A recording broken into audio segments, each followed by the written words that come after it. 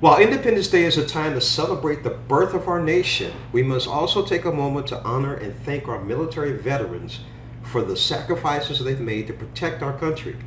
It's also important to educate and spread awareness of the health challenges veterans face every day.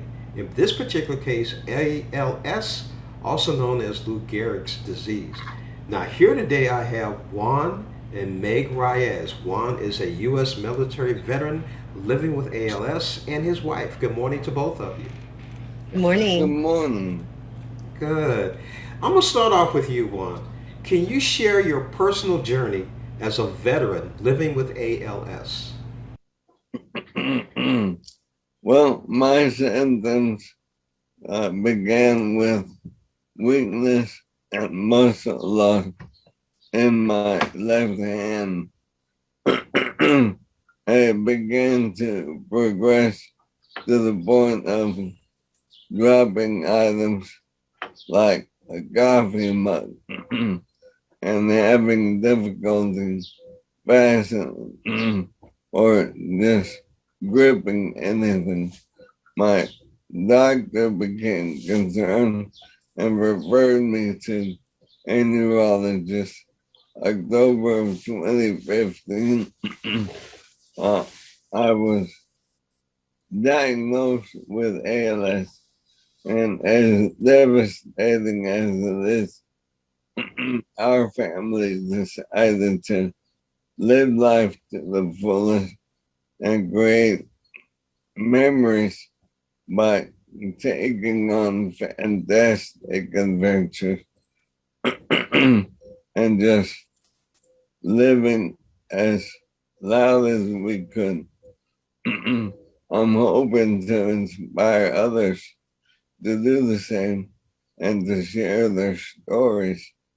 I'm proud to partner with MTPA in their goal of having others share their stories of living with the ALS at shareyouralsstory.com.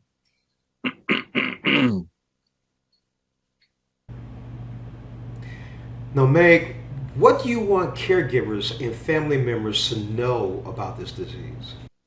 So ALS is a disease that progresses differently in every patient. So having the awareness of what ALS is, being able to advocate for you and your patient or your person with ALS. And then the other thing is just having the ability to connect with others, but know treatments that are out there that are potential, such as Radicava. You can talk to your doctor about it. Juan is on Radicava, and he's seen some advantages on his behalf, but others may or may not see that. So the best thing to do is talk to your doctor, become the advocate, find out what kind of symptoms and side effects can happen, such as like hypersensitivity, allergic reaction, bruising, walking problems, headaches, things like that, that could be affecting you to be potentially not be a candidate to receive that. So find out treatments, find out what can progress and what you can do when those progressions start happening. But as Juan mentioned earlier, the biggest thing is to connect with others and figure out support systems, because it can be a very isolated disease because you tend to not be able to get out as much, do things as much, and people tend to not want to help when when it comes to the actual need of help. So I believe it's very important to share your story, find others to be out there connecting with, and find out that you're not alone. Meg, what are you and Juan doing to work, as far as spreading the awareness of ALS? So Juan is very active in in ALS advocacy groups. We are meeting others through Zooms. We meet people through mentor programs. Currently, we're in an RV and we're traveling. We're in California right now, but we're from Texas, and we're traveling and meeting other ALS patients as well as experiencing things that are on our bucket list. So, just kind of getting out there, living life to the fullest, and making sure that we connect as best as we can with other individuals. Juan, what did you do after you were diagnosed with ALS?